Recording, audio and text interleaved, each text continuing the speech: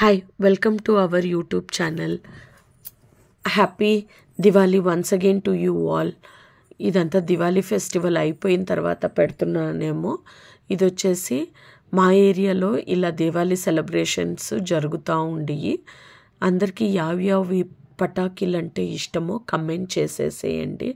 నాకైతే కాకరపూలు మళ్ళీ సుసుర్బత్తీలు ఇష్టం. చిన్నప్పుడు కొట్టేదాన్ని లక్ష్మీ బొమ్మ ఎరగడ్ల బొమ్మ అనేది ఒకటి. ఆమెటికి రండి ఇప్పుడు పాయసం ఎలా చేసేస్తామని చూసేస్తాము. సగ్గుబియ్యం నానబెట్టుకొని ఉండేది దాన్ని పెట్టేసినాను. ప్యాన్ పెట్టుకొని దాంట్లోకి మూంగ్ దాల్, పెసరపప్పు, గసగసాలని బాగా వేయించుతాను. ఎల్లోగా ఎందుకు ఉంది అంటే నేను ఆడ నెయ్యి వేస్తున్నాను, అందువల్ల అలా.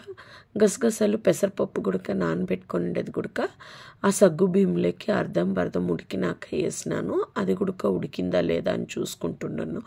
గసగసాలు పెసరపప్పు ఒక లైట్గా ఉడికిన తర్వాత సేమియాలు వేస్తామని సేమియా ప్యాన్ పెట్టేసి ప్యాన్లోకి కొద్దిగా నెయ్యి వేసి పెసరపప్పు మళ్ళీ సపరేట్గా అదే ప్యాన్లోనే డ్రై ఫ్రూట్స్ కూడా ఫ్రై చేసుకొని పెట్టుకొనేస్తున్నాను.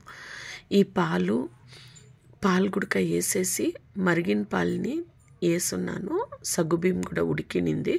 సేమియాలు కూడా కలిపేస్తున్నాను. షుగర్ వేసేస్తే ఉడకదండి. నేను ఈసారి బెల్లం వేస్తాము అని అనుకుంటున్నాను.